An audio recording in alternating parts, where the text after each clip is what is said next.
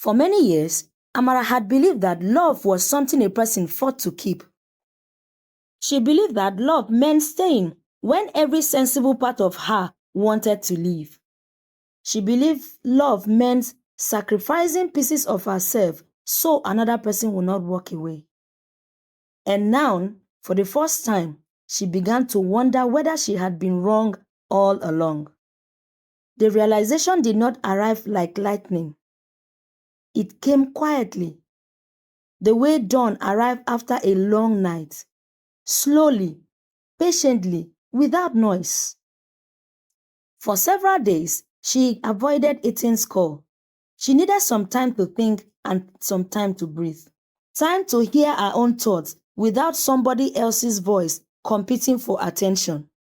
Etan, however, was not accustomed to being ignored.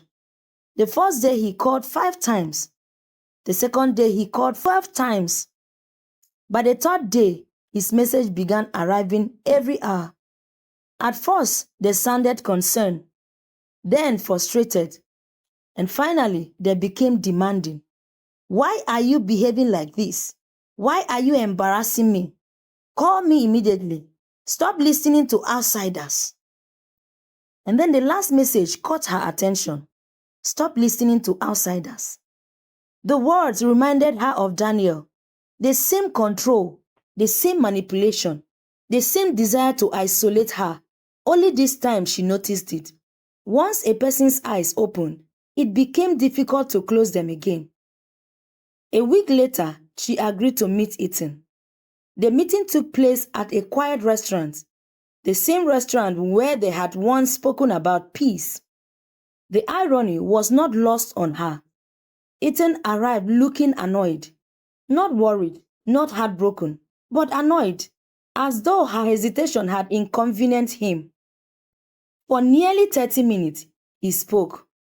He defended himself, explained himself, blamed misunderstandings, blamed jealous people, blamed Ada, blamed everybody except himself. Amara listened quietly.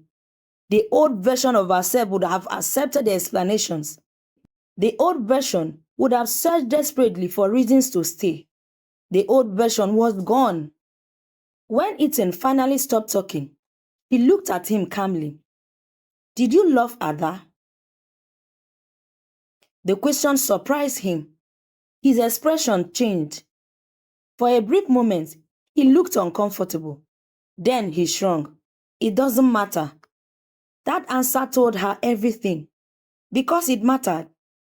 People mattered. The woman who trusted him mattered. The promises he made mattered. And the pain he caused mattered. His inability to understand that revealed more than any confusion could. Amara understood. Etan frowned. Where are you going? Home, of course. We are not done. She smiled sadly. We finished a long time ago. The words struck him harder than she expected. His face darkened. You will regret this. The threat did not frighten her. Not anymore. For years she had feared losing people. Now she understood something important. Not everybody deserved to stay. She walked away. This time she did not look back. Months later, the truth about Etan began surfacing publicly. More women came forward. Stories emerged, patterns appeared, promises, manipulation, deception, and several business investigations followed. His carefully structured image collapsed. People who once praised him suddenly claimed that they had always suspected him. Human beings possess a remarkable ability to become prophets after events had already happened. Meanwhile, Amara focused on rebuilding her life. The process was not easy. Healing rarely was. Some days she felt strong, other days she cried unexpectedly.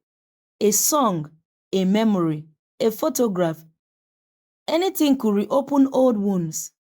But yet, each time she rose again. One evening she sat with her mother on the veranda. The sky glowed orange as the sun disappeared beyond the distant trees. For a long time, neither of the women spoke. Then her mother smiled. "You seem different." Amara looked up. "Different how?" "Peaceful." The answer surprised her because it was true. For the first time in many years, she felt peaceful. Not because life was perfect, not because all her problems had disappeared, but simply because she was no longer fighting herself. Her mother reached for her hand. "I am very proud of you." Amara laughed softly. "For getting married?" Her mother shook her head. "No." The older woman squeezed her hand gently. "For finally learning that your value does not come from a man." Tears filled Amara's eyes. Not sad tears, but tears of healing. The kind that cleaned old wounds. A few months later, she repaired her relationship with her father. The process took time. Trust did not grow overnight. Some conversations were difficult. Some memories remained painful. Yet both of them tried. And that was what mattered. One afternoon, her father confessed something. "When I left, I thought I was pursuing happiness." Amara listened quietly. He lowered his eyes. "I spent years discovering that selfishness and happiness are not the same thing." The words stayed with her because they were true. Many people spend their lives chasing things that looked like happiness, only to discover they were chasing emptiness. As time passed, Amara began sharing her experiences with younger women. At first, it happened informally. A conversation here, advice there, then invitations followed. Church groups, schools, women's conferences. People listened because her story felt real. Many had lived parts of it themselves. One afternoon, after a seminar, a young woman approached her. Tears filled the girl's eyes. "You saved my life." Amara frowned. "What do you mean?" The girl hesitated, then whispered, "I thought abuse was normal." For several seconds, Amara could not speak. Because years earlier, she had believed the same thing too. At that moment, she understood something powerful. Pain could either destroy a person or teach a person. The choice belonged to the survivor. Nearly 2 years after ending things with Ethan, another man entered her life. His name was David. There was nothing dramatic about him, no expensive speeches, no grand performances, no attempt to impress everybody in the room. He taught literature at a secondary school. He laughed easily, kept his promises, treated people kindly when nobody was watching. At first, Amara found him almost suspiciously normal. One evening, she told him so. David laughed. "Is that a compliment?" "I'm not sure." "You have dated too many strange men." She laughed until tears formed in her eyes.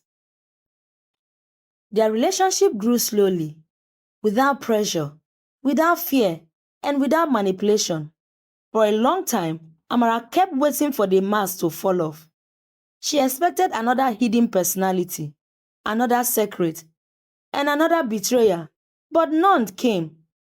Eventually, she learned a lesson that surprised her. Healthy love often felt boring to people accustomed to chaos. There was no emotional roller coaster, no constant anxiety, no desperate attempt to earn affection. Only trust, respect, and peace. And that peace, she discovered, was beautiful. Several years later, while addressing a hall full of young women, Amara shared the final lesson her journey had taught her. The room remained silent as she spoke. "I spent most of my life believing that being abandoned was the worst thing that could happen to a woman." She paused. Faces stared back at her. Lightning, waiting. She smiled gently. But I was wrong. The silence deepened. The worst thing is abandoning yourself so somebody else will stay. Many women lowered their eyes. Some wiped away tears. Others nodded slowly because they understood. Amara looked around the hall, then continued. If somebody must hurt you to keep you, control you to love you, manipulate you to stay with you, then that is not love. Her voice remained calm, firm, and certain. Love should never cost your dignity. The audience erupted into applause. As the sound filled the room, Amara remembered the frightening 13-year-old girl standing in a doorway watching her father leave. That little girl has spent years searching for somebody to choose her. Years searching for validation, searching for love. At last, she understood what the child had needed all along. Not another person, and not another relationship, not another promise. She had needed herself. And after all these years, she had finally found herself. Thank you for watching till the end. This really means a lot to me. I hope you have learned one thing or another from Amara's story. You see, in life, you have to learn to choose yourself, not trying to lose yourself so that others can stay. You have to know your worth, love yourself, value yourself, and choose yourself so you don't lose yourself in a bit of fighting to be chosen. Kindly like, subscribe to this channel, comment whatever it is you've learned from this story, and then don't forget to turn on your notification bell so that whenever we bring beautiful stories like this, you'll be the first to know. Thank you so much. See you in the next video. Bye.